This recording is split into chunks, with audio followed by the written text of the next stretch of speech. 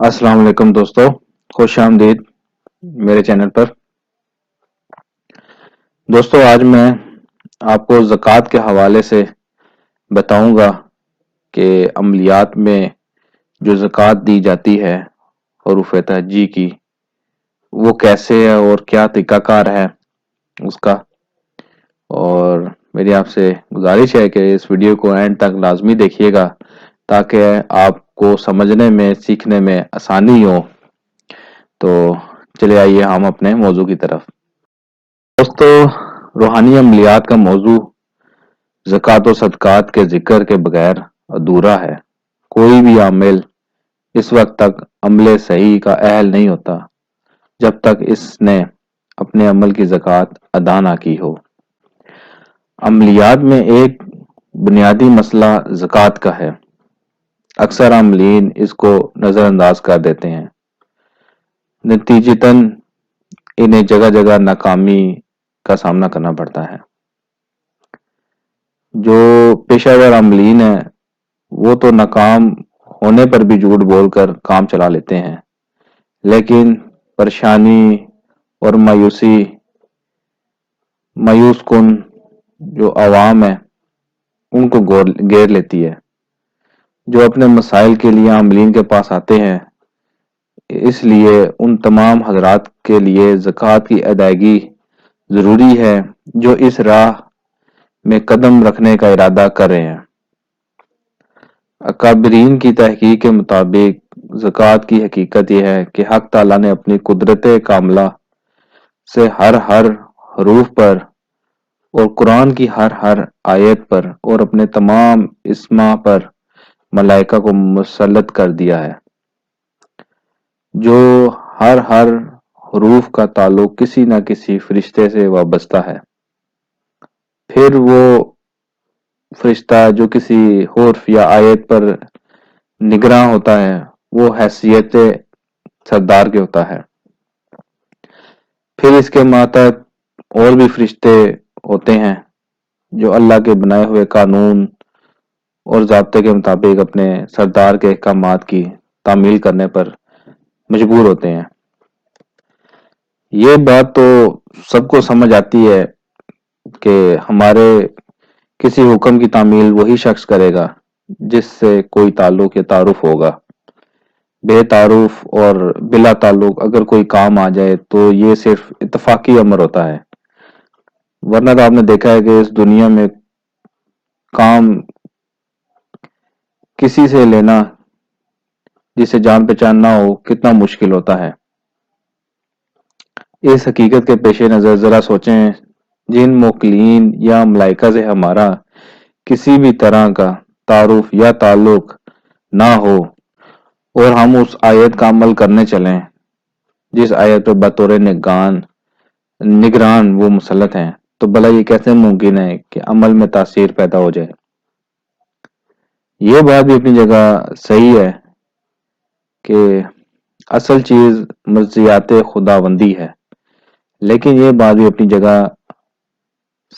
مسلم ہے کہ اسباب کی اس دنیا میں سبب اختیار کرنا مزاج نبوی بھی ہے، حکم مولا بھی ہے۔ اس دنیا میں جب کسی افسر کی سفارش سے ہمارا کام بنتا ہے تب بھی مرضی مولا کی اس میں داخل ہوتی ہے۔ مالک حقیقی کی مرضی کے بغیر کبھی نہ کچھ ہوا ہے نہ کبھی ہوگا۔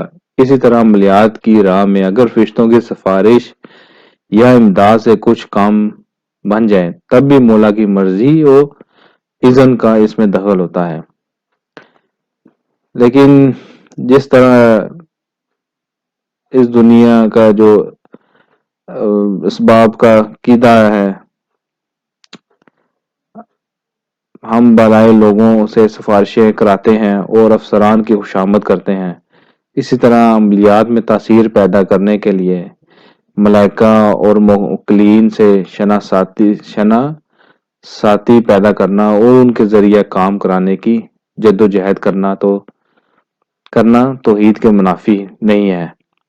یقین بہرحال دل میں یہ ہونا چاہیے کہ کرنے والی ذات حق تعالیٰ کی ہے۔ آپ نے دیکھا ہوگا کہ بے شمار لوگ اس دنیا میں عمل کرتے ہیں لیکن اکثر لوگ اپنے عمل میں ناکام ہو جاتے ہیں اور یہ اور مطلوبہ تاثیر سامنے نہیں آتی۔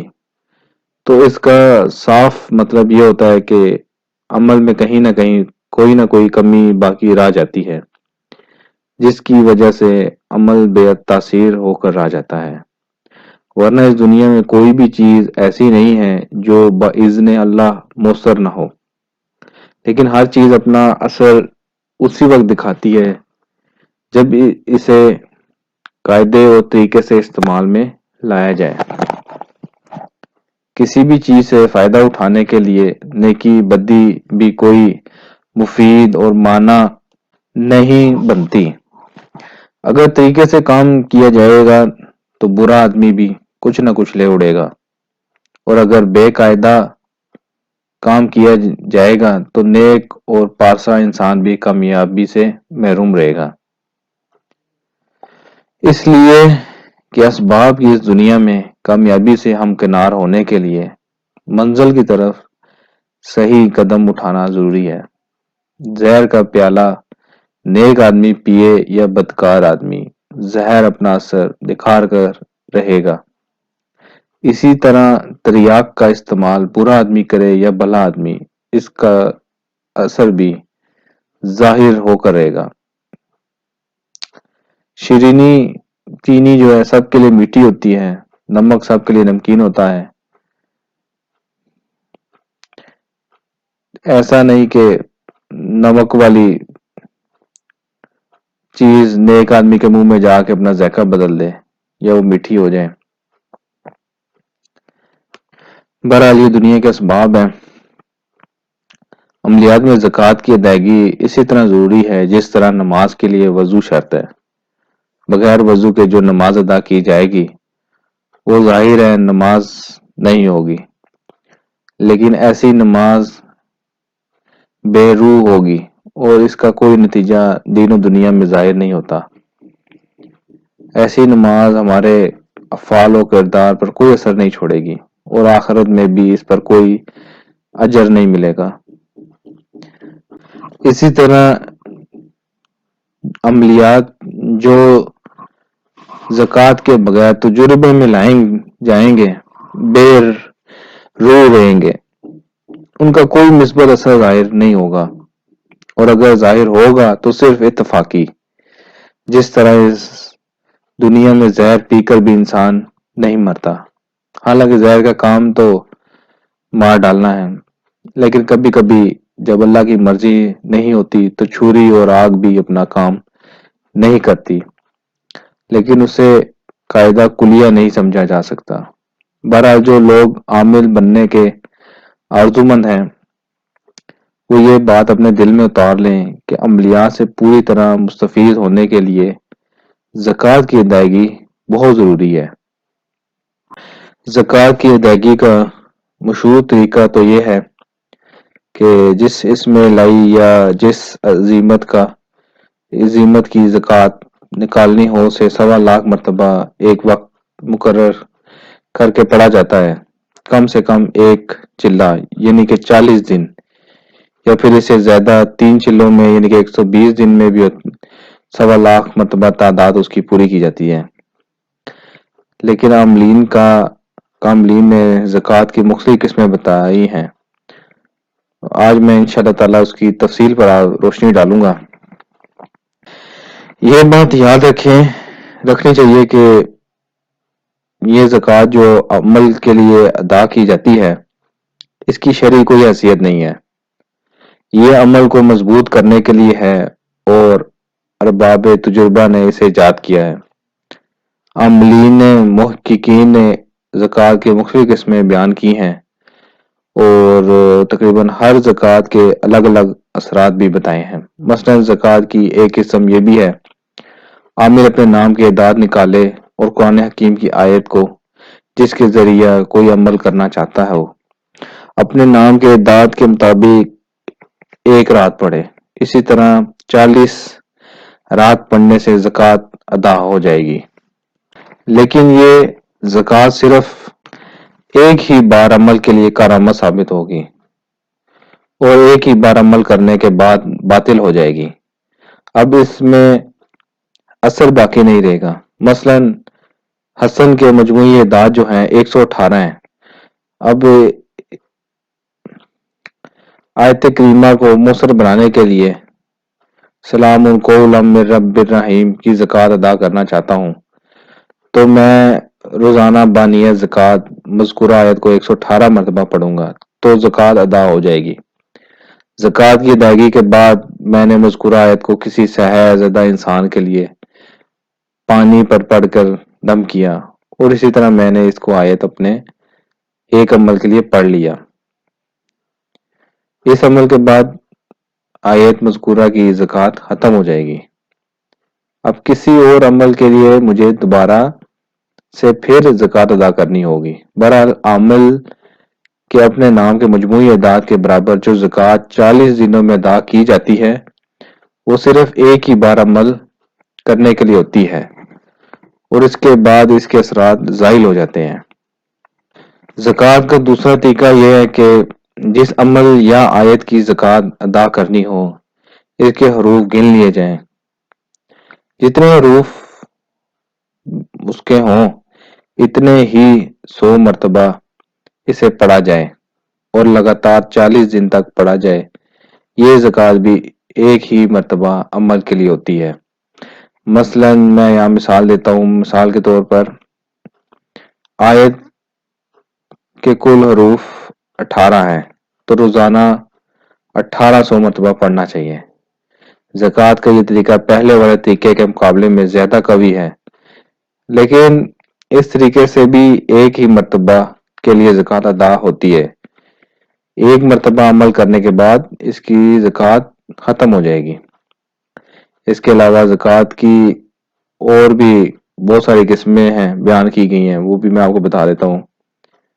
زکوٰۃ کی ایک قسم زکوٰۃ صغیر کہلاتی ہے۔ اس کا طریقہ یہ ہے کہ عمل کے اعداد نکالیں، جو بھی اعداد ہوں اتنی ہی مرتبہ روزانہ 40 دن تک عمل پڑھا جائے۔ مثال کے طور پر مذکورہ آیت کے اعداد ہیں 786 ہیں تو روزانہ 786 مرتبہ پڑھنا ہے 40 دن تک تو زکوٰۃ ادا ہو جائے گی۔ لیکن یہ زکوٰۃ صغیر ہوگی، اور یہ زکوٰۃ 3 سال تک کے لیے فائدہ مند ثابت ہوگی۔ اس کے بعد خود بخود باطل ہو جائے گی، یعنی کہ ختم ہو جائے گی، اور اس کے اثرات بھی ختم ہو جائیں گے۔ جیسے کہ میں ابھی آپ کو ایک اور زکوٰۃ کا طریقہ بتاتا ہوں۔ دوسری زکوٰۃ یہ ہے کہ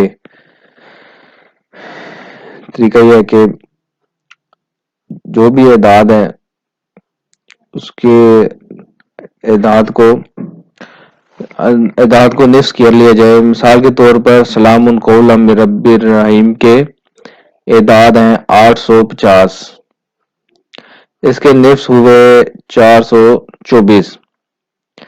اب اس آیت کو 40 دن تک روزانہ 424 مرتبہ پڑھا جائے گا تو زکوٰۃ اصغر ادا ہوگی۔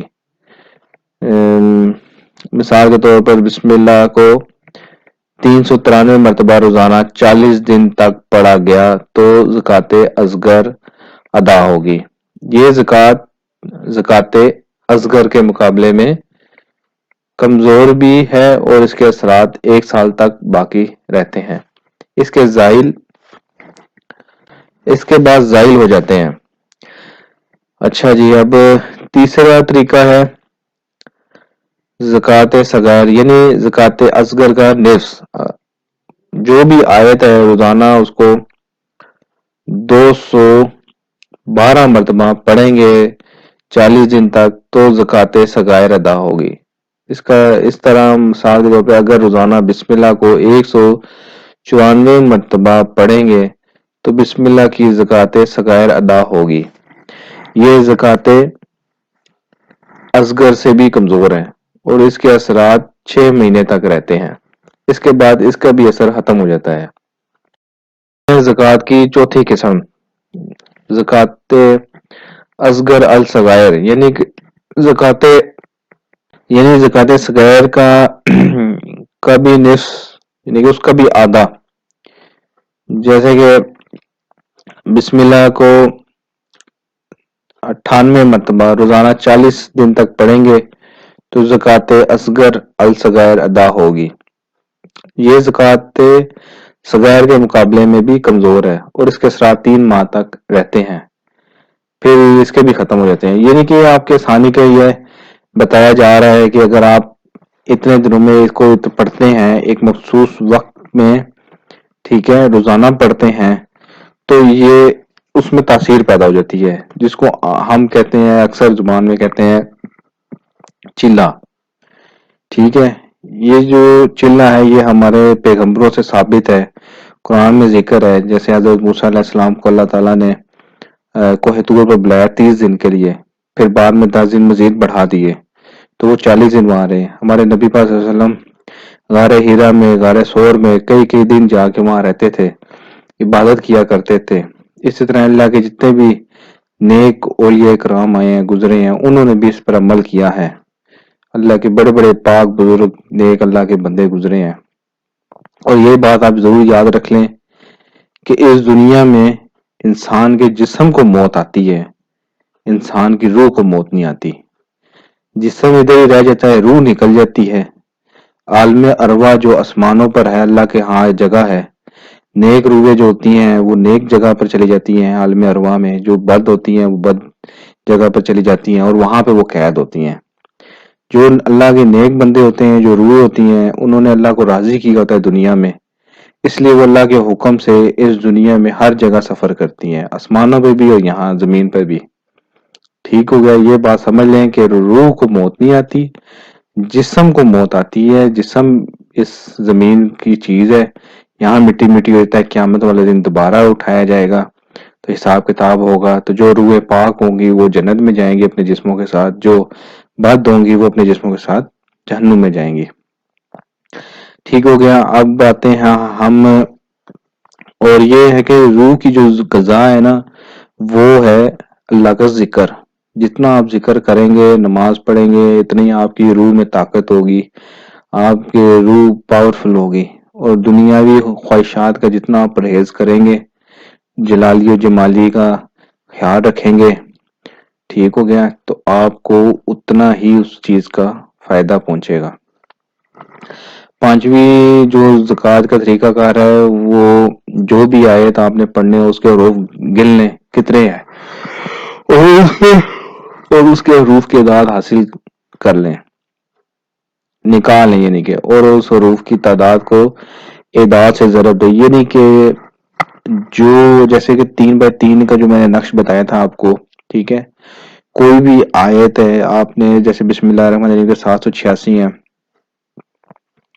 اس کے 786 کو 3 کے ساتھ ضرب دے دیں، کیونکہ وہ جو خانہ ہے 3x3 کا ہے، 3 خانوں کا ہے، 9 خانے ہوتے ہیں، اور 3 ایک لائن میں، 3 ایک لائن میں، تو اس سے ضرب دیں، جو اس کی تعداد نکلے گی تو اس کو 40 دنوں تک لگاتار آپ نے ایک وقت میں پڑھنا ہے، ٹھیک ہے۔ تو یہ جو کہلائے گی قسم، یہ زکوٰۃ کبیر کہلائے گی۔ اور اب تک جتنے بھی قسمیں میں نے بتا دی ہیں، ان سب سے زیادہ جو قوی اس کی زکوٰۃ ہے، جو ان سب سے زیادہ جو طاقتور زکوٰۃ آتی ہے، عمر بھر کے لیے آپ سے کام آئے گی اگر آپ ایک بار اس کو ادا کر دیتے ہیں۔ تو اس کا طریقہ کار یہ ہے، آپ نے بسم اللہ کے حروف گننے ہیں، مطلب بسم اللہ کے کتنے حروف ہیں، تو وہ ٹوٹل 19 حروف ہیں۔ تو اب اس کے جو بسم اللہ الرحمن الرحیم کے جو ٹوٹل اعداد نکلتے ہیں وہ دیکھنے ہیں، وہ 786 ہیں۔ اب جو اس کے 19 حروف تھے اس کو ضرب کر دیں 786 پہ، تو آپ کو حاصل ضرب جو ہے نا وہ آئے گا 14,934۔ اب اسی تعداد کے مطابق آپ نے روزانہ 40 دن تک 14,934 مرتبہ بسم اللہ الرحمن الرحیم کا عمل کرنا ہے۔ تو انشاءاللہ تعالی آپ پھر جس بھی قسم کے لیے آپ نقش لکھیں گے یا آپ کسی کو دم کریں گے تو وہ کارگر ثابت ہوگا، یعنی کہ وہ بہت اثر کرے گا۔ تو چھٹی زکوٰۃ کا جو طریقہ کار ہے، حروف کی جو تعداد ہے اس کو آپ نے ضرب دے دینا ہے 3 سے، تو جو عدد نکلے گا اس کو اتنی بار ہی آپ نے پڑھنا ہے، ٹھیک ہے، یعنی کہ 14,934 مرتبہ، ٹھیک ہے۔ اب اس کو بسم اللہ کے حروف کی تعداد 19 سے ضرب دیں تو حاصل ضرب، یعنی کہ جو 14,934 نکلے تھے نا پہلی دفعہ جب ضرب کیا تھا 19 کے ساتھ، تو پھر وہ نکلے تھے 14,934۔ اب اس کو دوبارہ ضرب دینا ہے 19 کے ساتھ، تو وہ ضرب کریں گے تو یہ نکلے گا 2,83,742 آئے گا۔ اگر کوئی شخص اتنی مرتبہ روزانہ پڑھ لے تو اس کے اندر تو اتنی زبردست طاقت پیدا ہو جائے گی کہ بسم اللہ کے جو مقلین ہیں روزانہ عامل سے آ کے ملاقات کریں گے، اس کے جو مقلین ہیں وہ آ کے اس سے ملاقات کریں گے، اس کی مدد کریں گے۔ اب ساتویں زکوٰۃ کی طرف آتے ہیں۔ اس کا طریقہ کار یہ ہے کہ جو زکوٰۃ اکبر کی تعداد کو ہم نے خود سے حروف عمل سے ضرب دے دیا تھا، جو عدد حاصل ضرب کے طور پر برآمد ہوں گے اتنے ہی تعداد میں روزانہ عمل 40 روز تک پڑھا جائے گا۔ اب مثال کے طور پہ زکوٰۃ اکبر کی تعداد جو ہے وہ 2,83,742 تھی۔ اب اس تعداد کو جب ہم 19 سے ضرب کریں گے تو یہ اس سے بھی ڈبل رقم آئے گی، تو پھر اتنی ہی مرتبہ آپ نے روزانہ پڑھنا ہے۔ تو پھر وہ جو اس کے عاملین ہوتے ہیں وہ آپ کے غلام بن جائیں گے، وہ آپ کی آنکھ کے اشارے پر کام کریں گے۔ یہ آپ پر ڈیپینڈ کرتا ہے کہ آپ جتنی سخت پڑھائی پڑھیں گے، جتنا آپ سخت عمل کریں گے تو اتنا ہی آپ کو فائدہ پہنچے گا اور آپ سے پھر لوگوں کو بھی فائدہ پہنچے گا۔ اسی لیے آپ دیکھیں جو اللہ کے نیک بندے تھے وہ جنگلوں میں، پہاڑوں میں، کہاں کہاں جا کر اکیلے تنہائی میں اللہ کی عبادت کرتے تھے، وظیفوں کا ورد کرتے تھے۔ تو پھر جب وہ اللہ سے جو بھی دعا کرتے تھے، جب کوئی پریشان حال شخص ان سے جا کے ملتا تھا وہ دعا کرتے تھے تو ان کی جو جائز حاجات ہوتی تھی وہ پوری ہو جاتی تھی۔ ان کے لیے زمین کو سمیٹ دیا جاتا تھا، وہ کہیں بھی جانا چاہتے تھے تو اللہ کے حکم سے وہ چلے جاتے تھے۔ ٹھیک ہو گیا۔ یہ روحانی چیزیں ہیں، یہ جو شخص جس کو شوق ہو ان چیزوں کا تو اس کو سمجھ آتی ہے، اس کے راز یہ پردہ سے ہٹتے ہیں۔ تو انشاءاللہ آج امید کرتا ہوں کہ آپ کو یہ انفارمیشن کی جو میں نے آپ سے شیئر کی ہے آپ کو سمجھ آئی ہوگی۔ کوشش کر کے زیادہ نہ سی تھوڑا ہی تھوڑا عمل کیجئے گا۔ ویسے بھی نبی پاک صلی اللہ علیہ وسلم کی حدیث مبارک ہے کہ جو شخص روزانہ عمل کرے، روزانہ اللہ کا کوئی بھی ذکر کرے، روزانہ کرے، وہ اللہ تعالیٰ کو بہت پسند ہے، چاہے تھوڑا ہی کیوں نہ ہو۔ تو دوستو اگر کوئی انفارمیشن اس میں مس پلیس ہوگی ہو میرے سے تو ضرور کمنٹ میں مجھے ہائی لائٹ کر دیجیے گا، مجھے گائیڈ کر دیجیے گا۔ تو کوشش امید تو یہی ہے کہ آپ کو انشاءاللہ تعالیٰ سمجھ آئی ہوگی، اور بس آپ سے یہی گزارش کروں گا کہ میرے چینل کو ضرور لائک کیجیے گا، سبسکرائب کیجیے گا اور دعا میں یاد رکھیے گا۔ اللہ حافظ، السلام علیکم۔